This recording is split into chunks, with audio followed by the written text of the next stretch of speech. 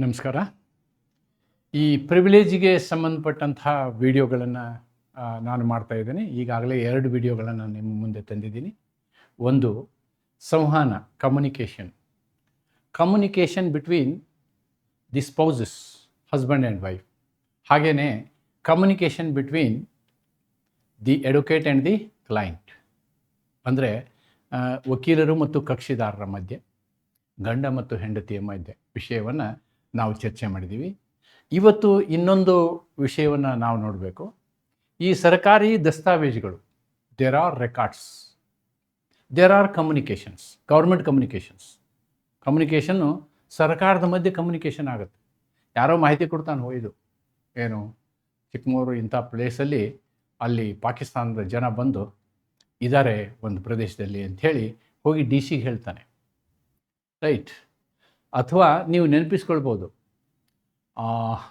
In a parliament anything that is not recognised by the president, ಕಡತದಿಂದ ತೆಗೆದು ಹಾಕಿರೋ ವಿಷಯ, ಅದನ್ನು ಪಬ್ಲಿಷ್ ಮಾಡೋಕ್ಕೆ ಯಾರಿಗೂ ಹಕ್ಕಿಲ್ಲ. ಆದರೆ ಇವತ್ತೇನಾಗಿದೆ, ಓಪನ್ CCTVನಲ್ಲಿ ನಮಗೆ ಡಿಬೇಟ್ ಬರೋದ್ರಿಂದ ನಾವೆಲ್ಲರೂ ಎಲ್ಲದನ್ನೂ ನೋಡ್ತಾ ಇದ್ದೀವಿ. Otherwise that is privilege. ಆ ಥರದ್ದು ಎಷ್ಟೋ ಶಿಕ್ಷೆಗಳಾಗಿರುವಂತಹ ಪ್ರಸಂಗಗಳನ್ನ ನಾವು ನೋಡಿದ್ದೀವಿ. ಅಂದರೆ ಅನ್ಡಿಕ್ಲೇರ್ಡ್ ವಿಷಯವನ್ನು ಪಬ್ಲಿಷ್ ಮಾಡಿದ್ರಿಂದ. ಹಾಗೆಯೇ ಇಲ್ಲಿಯೂ ಎವಿಡೆನ್ಸ್ ಆ್ಯಕ್ಟಲ್ಲಿಯೂ ಅಂಥ ಪ್ರಾವಿಷನ್ ಇದ್ದಾವೆ. We are actually going to see those provisions now. Those provisions I am going to discuss now. So it starts from section 129. Evidence as affairs of state ಅಂತ ಹೇಳ್ತೀವಿ ನಾವು. Evidence as affairs of state. Yes, 128 ಮಾಡಿದ್ದೀನಿ. 129 we are discussing affairs of state. ರಾಜ್ಯದ ವ್ಯವಹಾರಗಳು, ಸರ್ಕಾರಿ ವ್ಯವಹಾರಗಳು ಅನ್ಬೋದು ನಾವು. ರಾಜ್ಯ ಮತ್ತು ಸರ್ಕಾರ ಅಂದಾಗ ವ್ಯತ್ಯಾಸ ಏನಿರುತ್ತೆ ಅಂದರೆ, ರಾಜ್ಯ ಅಂದರೆ ಸರ್ಕಾರದ ಜೊತೆಗೆ ಶಾಸಕಾಂಗ, ನ್ಯಾಯಾಂಗ ಎಲ್ಲವೂ ಸೇರುತ್ತೆ ರಾಜ್ಯ ಅಂದಾಗ. ಬರೀ ಸರ್ಕಾರ ಅಂದಾಗ ಕೇವಲ ಎಕ್ಸಿಕ್ಯೂಟಿವ್ ಸೇರುತ್ತೆ. ಆ ಶಬ್ದದ ಅರ್ಥವನ್ನು, ಡಿಫ್ರೆನ್ಸನ್ನು ನಾವು ಮನಸ್ಸಲ್ಲಿ ಇಟ್ಕೊಂಡ್ರೆ ಕನ್ಫ್ಯೂಷನ್ ಇರೋದಿಲ್ಲ. ಅದರ್ವೈಸ್ ಸರ್ಕಾರ ಅಂಥೇಳಿ ನಾವು ರಾಜ್ಯದ ಹೆಸರಲ್ಲಿ ಸರ್ಕಾರ ಅಂತ ಬರೆದ್ರೆ ತಪ್ಪಾಗಿಬಿಡ್ಬೋದು. ಓಕೆ, ಸೆಕ್ಷನ್ 129 ಟಾಕ್ಸ್ ಅಬೌಟ್, ನಿಮ್ಗೆ ನೋಡಿದ್ದೀವಿ, ನಮಗೇನಾಗಿದೆ ಅಂದರೆ ಯೂನಿಯನ್ ಗೆಜೆಟ್ ಅಂತಿದೆ. ಯೂನಿಯನ್ ಗೆಜೆಟ್, ಸ್ಟೇಟ್ ಗೆಜೆಟ್ಟು ಇರುತ್ತೆ, ಸ್ಟೇಟ್ ಗೆಜೆಟ್. ಓಕೆ, ಆಮೇಲೆ ನ್ಯೂಸ್ ಪೇಪರ್. ಈ ಎಲ್ಲದರಲ್ಲಿಯೂ ಸರ್ಕಾರ ಬಯಸ್ತದೆ ಇದು ಸಾರ್ವಜನಿಕರಿಗೆ ಗೊತ್ತಾಗಬೇಕು ಅಂಥೇಳಿ. ಸರ್ಕಾರವೇ ಅದರ ಪ್ರಕಟಣೆಯನ್ನು ಮಾಡುತ್ತೆ. ದೇರ್ಫೋರ್ ಅಲ್ಲಿ ಪ್ರಾಬ್ಲಮ್ ಇಲ್ಲ. ಆದರೆ ಕೆಲವೊಂದು ಸಂದರ್ಭದಲ್ಲಿ ಏನು, ಈ ರೀತಿ ಪ್ರಕಟಣೆ ಮಾಡಲಾರದಂತಹ ಆಫೀಸಿನ ದಸ್ತಾವೇಜುಗಳನ್ನು ನಾವೇನು ಹೇಳ್ತೀವಿ, ಅವು ಯಾವುದ್ರ ಬಗ್ಗೆ ಸಂಬಂಧಪಟ್ಟಿರಬೇಕು? ರಾಜ್ಯದ ವ್ಯವಹಾರಗಳಿಗೆ ಸಂಬಂಧಪಟ್ಟಿರಬೇಕು. From being disclosed in judicial proceedings. ನೋಡಿ, ನ್ಯಾಯಿಕ ಪ್ರಕ್ರಿಯೆಗಳಲ್ಲಿ ಅನ್ಪಬ್ಲಿಷ್ಡ್ ಡಾಕ್ಯುಮೆಂಟನ್ನು ನೀವು ಉಪಯೋಗ ಮಾಡೋಕ್ಕಾಗಲ್ಲ. You cannot give it as a evidence. If you want to give it as a evidence, it must be available here, or you must have taken the information under RTI act. ಅಲ್ಲಿ ತೊಗೊಂಡಿರ್ಬೇಕು ಅಂದರೆ ಮಾತ್ರ ನೀವು ಅದನ್ನು ದಾಖಲೆಯಾಗಿ ಕೊಡ್ಬೋದು. Without the permission of the head of the department concern. ಕೆಲವೊಮ್ಮೆ ಏನಾಗ್ಬೋದು, ಹೆಡ್ RTI ಕೊಡೋದು, RTIನಲ್ಲಿ ದಾಖಲೆ ಕೊಡ್ತಾರಲ್ಲ ನಿಮಗೆ, ಆ ದಾಖಲೆ ಇನ್ಚಾರ್ಜ್ ಇರ್ತಾನೆ ಅವನು. If he permits, if he thinks it is okay, he will give. Otherwise he will not give it at all. ಆದ್ದರಿಂದ ಇಲ್ಲಿ judicial proceedings without permission of this is the privilege available to the state. ಅದು ದಾಖಲೆಗಳನ್ನು ಕೊಡಬೇಕಂತೇನಿಲ್ಲ ಕೋರ್ಟ್ಗೆ. It need not give. The object is not to protect the government from embarrassment. ಆದರೆ ಇವರ ಉದ್ದೇಶ ಏನಿರಬೇಕು, ಈ ರೀತಿ ದಾಖಲೆಗಳನ್ನು ನಾವು ಕೋರ್ಟಿಗೆ ಕೊಡೋದಿಲ್ಲ ಅಂತೇಳಿ ಹೇಳಬೇಕು ಅಂತಂದ್ರೆ ಉದ್ದೇಶ ಏನಿರಬೇಕು ಅಂದರೆ ಸಾರ್ವಜನಿಕ ಹಿತಾಸಕ್ತಿ ಅದರಲ್ಲಿ ಅಡಗಿರಬೇಕು, ಅಥವಾ ದೇಶದ ಭದ್ರತೆ ವಿಷಯಕ್ಕೆ ಸಂಬಂಧಪಟ್ಟಂಥದ್ದಿರಬೇಕು. ಓಕೆ, ಆಮೇಲೆ effective administration and confidential government functioning, ಇದಕ್ಕೆ ಸಂಬಂಧಪಟ್ಟಂತಹ ಮಾಹಿತಿ ಇದ್ದರೆ ಆ ಮಾಹಿತಿಯನ್ನು ಸರ್ಕಾರ ಕೋರ್ಟ್ಗೆ ಸಾಕ್ಷಿಯಾಗಿ ಕೊಡುವ ಬಾಧ್ಯತೆ ಇಲ್ಲ. There is no responsibility. Just we will see. Actually ಸೆಕ್ಷನ್ನಲ್ಲಿ ಏನು ಬರ್ತಾರೆ ನೋಡೋಣ. We will see. If we see it in section 128 I think 127 magistrate 129 yes, a very small ಸೆಕ್ಷನ್ನ ಕ್ಲಿಯರಾಗಿ ನಾವು ಎನಲೈಸ್ ಮಾಡಿಬಿಡ್ಬೋದು. Evidence as to affairs of the state. ಈ ಶಬ್ದ ಬಹಳ ಮುಖ್ಯ, ಪರೀಕ್ಷೆಯಲ್ಲಿ ನೀವು ಇದನ್ನು ಬರೀಬೇಕು. ರಾಜ್ಯದ ವ್ಯವಹಾರಗಳು. No one shall be permitted. ಯಾರಿಗೂ ಅಧಿಕಾರ ಇಲ್ಲ, ಆಫೀಸ್ನಾಗಿರೋ ಕ್ಲರ್ಕು ಅವರು ಇವರೆಲ್ಲ ತಂದು ಕೊಡ್ತೀನಿ ಅಂದ್ರೆ no. To give evidence derived from, the word important word is unpublished official records relating to affairs of the state, except with the permission, ಮಾಡಬಹುದು ಇಲ್ಲ ಅಂತಲ್ಲ, permission of the officer at the head of the department, HOD. ಅದಕ್ಕೆ ಸಂಬಂಧಪಟ್ಟಂತಹ ಒಬ್ಬ ಅಧಿಕಾರಿ ಇರ್ತಾರೆ, authorised ಅಧಿಕಾರಿ. Who shall give or withhold, ಅವನಿಗೆ ಅಧಿಕಾರ ಇರುತ್ತೆ. He has a discretion. ಅವನು ಕೊಡ್ಬೋದು, ಕೊಡದೇ ಇರ್ಬೋದು. Permissions as he thinks fit. He has got the discretionary power, ವಿವೇಚನಾ ಅಧಿಕಾರ. ಡಿಸ್ಕ್ರಿಷನರಿ ಪವರ್, ಅಧಿಕಾರ ಇದೆ ಅವನಿಗೆ. Okay, so this is what is the section 129. Very simple section. I have written it here and I think no more explanation is required for this. ಯಾವ ಸಂದರ್ಭದಲ್ಲಿ ಅವ್ರು ಹಿಡಿಬೋದು ಅನ್ನೋದು ಇವೆಲ್ಲ ಜುಡಿಷಿಯಲ್ ಇಂಟರ್ಪ್ರಿಟೇಷನ್ ರೀ. All these things what I have written is judicial interpretation. ಕೆಲವೊಂದು ಸಲ ಸುಮ್ಮನೆ ಅವರು ರೆಕಾರ್ಡ್ ಹೋಲ್ಡ್ ಮಾಡ್ತಾರೆ. ಅದಕ್ಕೆ SP ಗುಪ್ತಾ ಪ್ರಕರಣದಲ್ಲಿ I think this is first judges case ಅಂತ ಅನಿಸುತ್ತೆ. First judges case, SP Gupta case. Public interest is Paramount. Claims of secrecy are subject to judicial scrutiny. Transparency is the rule, secrecy is the exception. ನೋಡಿ, claims of secrecy are subject to judicial scrutiny. ನೀವು ದಾಖಲೆಯನ್ನು ಯಾವುದು ಕೊಡೋದಿಲ್ಲ ಅಂತ ಹೇಳ್ತೀರೋ ಅದನ್ನು ನಿರ್ಧರಿಸುವ ಹಕ್ಕು ನ್ಯಾಯಾಲಯಕ್ಕಿದೆ ಅಂಥೇಳಿ SP ಗುಪ್ತಾ ಪ್ರಕರಣದಲ್ಲಿ ಹೇಳಲಾಗಿದೆ.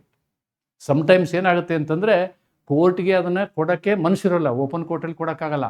ಅದಕ್ಕೆ ಏನು ಮಾಡ್ತಾರೆ ಅಂದರೆ ಎಕ್ಸಿಕ್ಯೂಟಿವ್ ಸೀಲ್ಡ್ ಕವರಲ್ಲಿ ಕೊಡ್ತಾರೆ. Especially this we have seen very recently in Sonam Wangchuk's case. Sealed ಕವರಲ್ಲಿ ಡಾಕ್ಯುಮೆಂಟ್ನ ಕೊಟ್ಟರು. ಕರ್ನಾಟಕದ ಸಿದ್ದರಾಮಯ್ಯ ಅವರ ಪ್ರಕರಣದಲ್ಲಿ sealed cover, the whole file was given. File was just given to the judges to see the note sheets. It was not given to the opposite party. Therefore ಏನಕ್ಕೆ ಸಂಬಂಧಪಟ್ಟಿರಬೇಕಿದು? The case of removal of judge. ಈ case ಯಾವುದು? ಇನ್ನೊಂದು ವಿಚಿತ್ರವಾದಂಥ case. This is case number 2, this is case number 1. ಈ case number 1ನಲ್ಲಿ ಏನಾಗಿರುತ್ತೆ ಅಂತಂದರೆ, ಒಬ್ಬ ಜಡ್ಜನ್ನು ಕೆಲಸದಿಂದ ತೆಗೆದಿರ್ತಾರೆ. ಲೋಕಲ್ ಸಿಟಿ ಲೆವೆಲ್ ಜಡ್ಜ್ ಇರ್ತಾರಲ್ಲ, ಜಡ್ಜನ್ನ ಕೆಲಸದಿಂದ ತೆಗೆದಿರ್ತಾರೆ. ಅಂತಹ ಸಂದರ್ಭದಲ್ಲಿ ಈ ಪ್ರಶ್ನೆ ಬರ್ತದೆ, ಕೊಡಬೇಕಾ? ಡಾಕ್ಯುಮೆಂಟ್ ಕೇಳ್ತಾರೆ ಅವ್ರು. He is asking so many documents, minutes of the meeting, minister ಏನು ಡಿಸ್ಕಸ್ ಮಾಡಿದರು ಆ point. So those things he is asking. At that time they said ಇವೆರಡೂ ಪಾಯಿಂಟ್ ಅದರಲ್ಲಿ ಇನ್ವಾಲ್ವ್ ಆಗಿದ್ದರೆ ಕೊಡೋಕ್ಕಾಗೋದಿಲ್ಲ, ಅದರ್ವೈಸ್ ಕೊಡಬೇಕು ಅಂತ. In the absence of the above 2 reasons, if justice warrants, court can insist for disclosure. ಇದು article ಏನು ನಾವು ಹೇಳಿದ್ವಲ್ಲ 129 ಇದೆಯಲ್ಲ, 129 ಇದ್ದಾಗ್ಯೂ court ಏನು ಮಾಡ್ಬೋದು? ನಿಮ್ಮ ಉದ್ದೇಶ, ಸ್ಟೇಟ್ನ ಉದ್ದೇಶ ಬೋನಾಫೈಡ್ ಇರಬೇಕು, ಈ ವಿಷಯಕ್ಕೆ ಸಂಬಂಧಪಟ್ಟಂಥದ್ದು ಇರಬೇಕು. Then only it is okay. If it is mala fide ಉದ್ದೇಶ ಇತ್ತು ಅಂದರೆ ಕೋರ್ಟ್ ಏನು ಮಾಡುತ್ತೆ? ಡಾಕ್ಯುಮೆಂಟ್ನ ತರಿಸಿ ತಾನೇ ನೋಡುತ್ತೆ. It can see the document and then it can take it as evidence or not. That is a left to the discretion of the court ಅಂಥೇಳಿ ನಾವಿಲ್ಲಿ ಗಮನಿಸಬೇಕು. Section 130 official communications. ನೋಡಿ, ಅಲ್ಲಿ section 129 talks about records, 130 talks about communication. Communication be it cabinet meeting, what is discussed in the cabinet, DC meeting, what is discussed in the DC meeting. These are communications. Or letter written from one office to another office is communication. Article 130 protects official communications made to a public officer in official confidence. ಕೆಲವೊಂದು confidential letter ಬರೀತಾರೆ, ಗೌಪ್ಯತೆಯ ಪತ್ರಗಳನ್ನ ಬರೀತಾರೆ, ಅವುಗಳನ್ನ RTI ಆ್ಯಕ್ಟಲ್ಲಿ ನೀವು ಕೇಳೋಕ್ಕಾಗೋದಿಲ್ಲ. You cannot ask unless it is public interest. No, a public officer cannot be compelled. ಗೌಪ್ಯ ಇರುವಂತಹ ವಿಷಯಗಳದ ಕಮ್ಯುನಿಕೇಷನ್ ಸಂವಹನವನ್ನು ನೀವು ದಾಖಲೆಯಾಗಿ ಕೊಡಿ ಅಂಥೇಳಿ ಯಾವುದೇ ಆಫೀಸರ್ಗೆ ನೀವು ಒತ್ತಾಯಪಡಿಸೋಕ್ಕಾಗಲ್ಲ, ರೆಸ್ಪಾನ್ಸಿಬಲ್ ಮಾಡೋಕ್ಕಾಗಲ್ಲ. Okay, communication if the court satisfied that the disclosure would be injurious to the public interest, ಸಾರ್ವಜನಿಕ ಹಿತಾಸಕ್ತಿಗೆ ವಿರುದ್ಧವಾಗಿದ್ದರೆ, ಅದು ಕೂಡ ಸಣ್ಣ ಆರ್ಟಿಕಲ್ ನೀವು ನೋಡ್ಬೋದು ಇಲ್ಲಿ. You can very well see the article. Official communications, no public official shall be compelled to disclose communications made with him in the official confidence when he considered the public interest would suffer if it is disclosed. ಆ ಒಂದು ದಸ್ತಾವೇಜನ್ನು ಬಹಿರಂಗಪಡಿಸಿದರೆ ಸಾರ್ವಜನಿಕವಾಗಿ ತೊಂದರೆ ಆಗ್ಬೋದು, ಗಲಾಟೆ ಆಗ್ಬೋದು, ದೊಂಬಿ ಆಗ್ಬೋದು, ಏನು ಒಟ್ಟು ಸಾರ್ವಜನಿಕವಾಗಿ ಅದರಿಂದ ಅನಾನುಕೂಲ ಆಗುವಂತಹ ಸಂದರ್ಭ ಇದೆ ಅನ್ನುವಂಥದ್ದು ಆ ಅಧಿಕಾರಿಗೆ ಮನವರಿಕೆ ಆದರೆ he can deny the communication. He can deny the communication. That is the meaning of this article, section 130. ಅದನ್ನು ಕನ್ನಡದಲ್ಲಿ ಇಲ್ಲಿ ಬರೆದಿದ್ದೀನಿ 130 ನೋಡಿ. 129 ಮತ್ತು 130. 129 ಪ್ರಕಟವಾಗದ ಸರ್ಕಾರಿ ದಾಖಲೆ, ಇದು ಕಮ್ಯುನಿಕೇಷನ್, ಸಂವಹನ. ಒಬ್ಬ ಅಧಿಕಾರಿ ಇನ್ನೊಂದು ಅಧಿಕಾರಿಯ ಮಧ್ಯದಲ್ಲಿರ್ತಕ್ಕಂಥ ಸಂವಹನವನ್ನು 130 ಮಾತಾಡ್ತದೆ. It talks about a communication between office to office. Whereas Section 129 talks about unpublished records. Unpublished records ಅಂದರೆ ಪ್ರಕಟಣೆ ಆಗದಂತಹ. Okay, the documents must B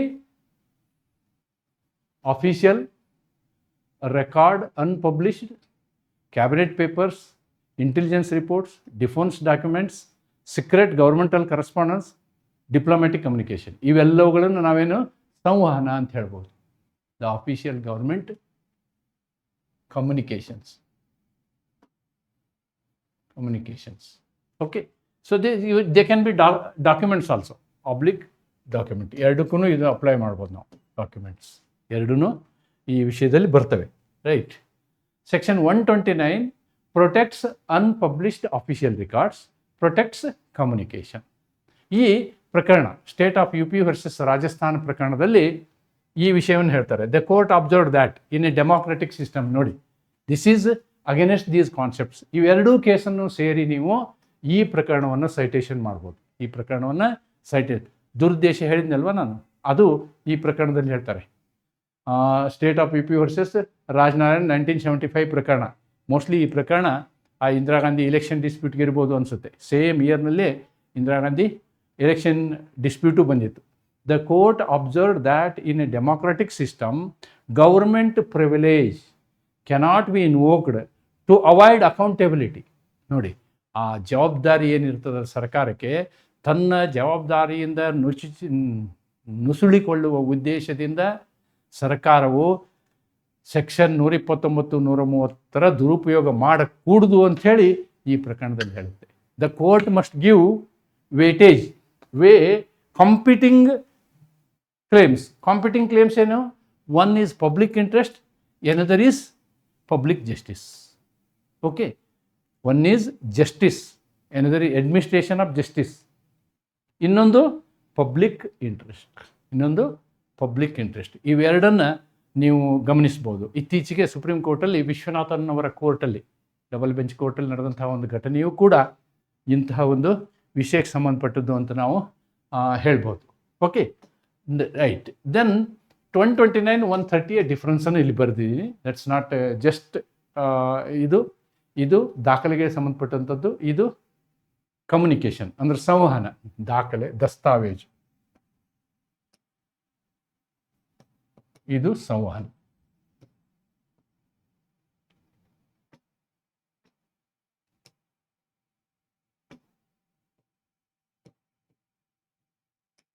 ಸಂವಹನ head of the department permit ಮಾಡಬೇಕು. ಆದರೆ ಇದಕ್ಕೆ ನೀವೇನು ಕೋರ್ಟ್ ಸಮಟೈಮ್ಸ್ ಡಿಸೈಡ್ಸ್, ಇದು official, focus on official records, focus on confidential communication, section 130, ಇದು record. Then privilege belongs to state, protection is given to the public officer. ಇಲ್ಲಿ public officer ಯಾವ್ದು ಹಿಡಿದಿಟ್ಕೊಳ್ತಾನೆ ಅದಕ್ಕೆ, ಇದು ರಾಜ್ಯಕ್ಕೆ ಪ್ರೊಟೆಕ್ಷನ್ ಅಂತಕ್ಕಂಥದ್ದನ್ನು ನಾವಿಲ್ಲಿ ಗಮನಿಸಬೇಕು. I think information as to commission of offences. Yes, I will cover this section here itself.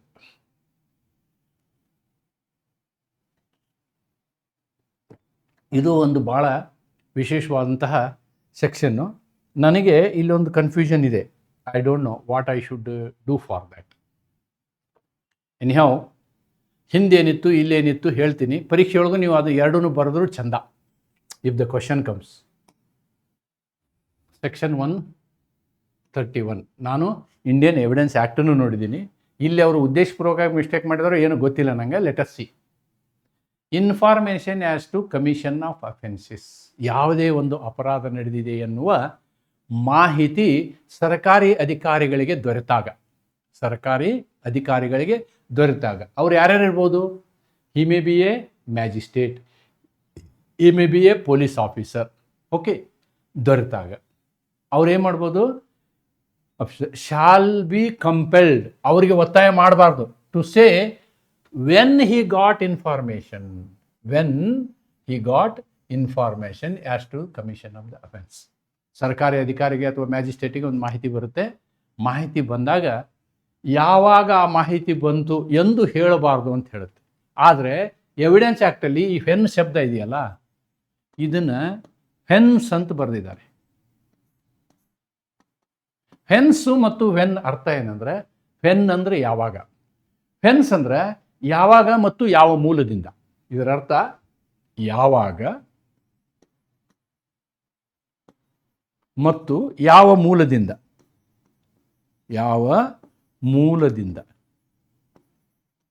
ಇದಕ್ಕೊಂದು ಅರ್ಥ ಇದೆ.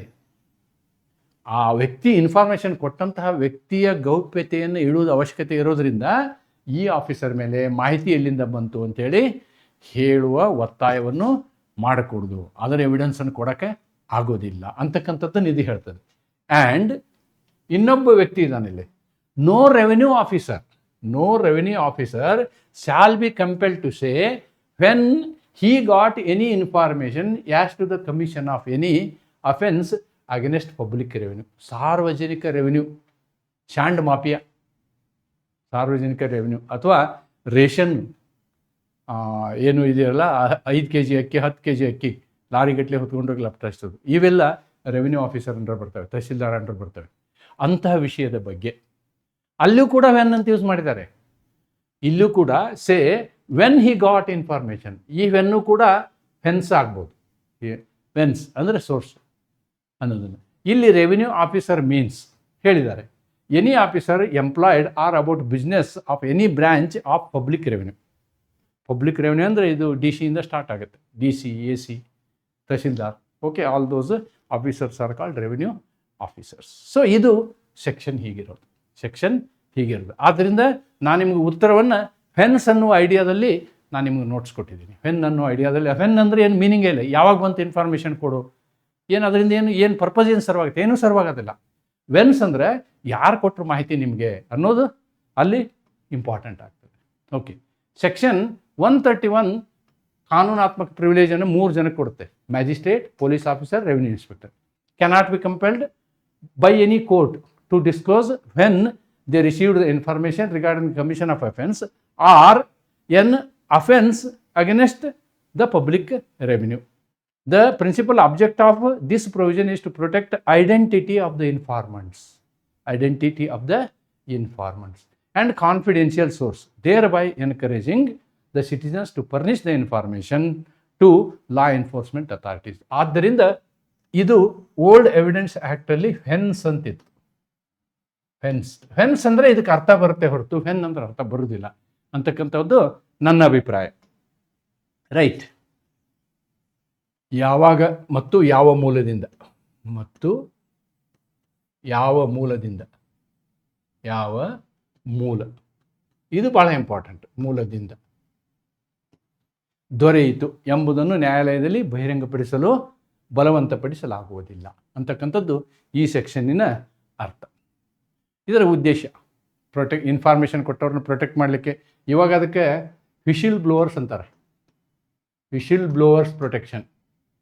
ಇದ್ರ ಮೇಲೆ ಆರ್ಟಿಕಲ್ಸು ಬರ್ತವೆ. ಗೌರ್ಮೆಂಟು ಏನು ಮಾಡುತ್ತೆ, ಲೆಟರ್ಸ್ ಇಶ್ಯೂ ಮಾಡುತ್ತೆ, ನಿಮ್ಮ ಹೆಸರನ್ನು ಗೌಪ್ಯವಾಗಿರ್ತೀವಿ, ಹೇಳಿ ನೀವು ಎಲ್ಲಿ ಇದು ನಡೆದಿದೆ, ಎಲ್ಲಿ ಸ್ಮಗ್ಲಿಂಗ್ ನಡೀತಾ ಇದೆ, ಎಲ್ಲಿ ಅಪರಾಧಗಳು ನಡೀತಾ ಇದ್ದಾವೆ ಅಂತ. ಟು ಎನ್ಕರೇಜ್ ರಿಪೋರ್ಟಿಂಗ್ ಆಫೀಸರ್ಸ್, ಅದು ಮಾಹಿತಿ ಕೊಡುವಂಥವು. ಅಪರಾಧ ವರದಿಯನ್ನು ಉತ್ತೇಜಿಸುವುದು, ಅಪರಾಧ ಪತ್ತೆಗೆ ಸಹಾಯ ಮಾಡುವುದು, ಮಾಹಿತಿ ನೀಡಿದವರ ವಿರುದ್ಧ ಪ್ರತಿಕಾರ. ಅಕಸ್ಮಾತ್ ಹೇಳಿದವನು ಯಾರು ಅಂತ ಗೊತ್ತಾದರೆ ಅವನು ಅಪರಾಧ ಮಾಡಿದವನು ಬಂದು ಅವನೇ ಸಾಯಿಸ್ತಾನೆ. ಅದೆಲ್ಲ ಆಗಬಾರ್ದು ಅಂತ. ಈ ಎಲ್ಲ ಉದ್ದೇಶಗಳನ್ನ ನೀವು ಲೆಕ್ಕ ಹಾಕಿದರೆ ನಾನು ಹೇಳ್ತಿರ್ತಕ್ಕಂಥ ಈ ವೆನ್ಸನ್ನು ಓಡಿದೆಯಲ್ಲ, this is suitable, this word is suitable ಅನ್ನೋದನ್ನು ನಾವಿಲ್ಲಿ ಕಾಣ್ಬೋದು. Right. So explanation of revenue officer ಹೇಳಿದ್ದೀನಿ ನಾನು.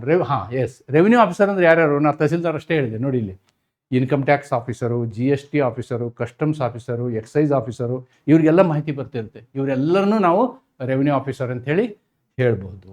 Okay, then all this have covered. So ಈ ರೀತಿಯಾದಂತಹ ಸರ್ಕಾರಕ್ಕಿರುವಂತಹ ಪ್ರಿವಿಲೇಜ್ಗಳನ್ನು ನಾವು ಈ ಸೆಕ್ಷನ್ಗಳಲ್ಲಿ ಕಾಣ್ತೇವೆ. So these are the privileges available to the state. ಅಂತ ಹೇಳ್ಬೋದು. ಈ ಚಾಪ್ಟರ್ನ ಹೆಸರನ್ನ ನಾವು ಪ್ರಿವಿಲೇಜಸ್ ಟು ದ ಸ್ಟೇಟ್ ಅಂತ ಹೇಳಿ ನಾವು ಹೇಳ್ಬೋದು.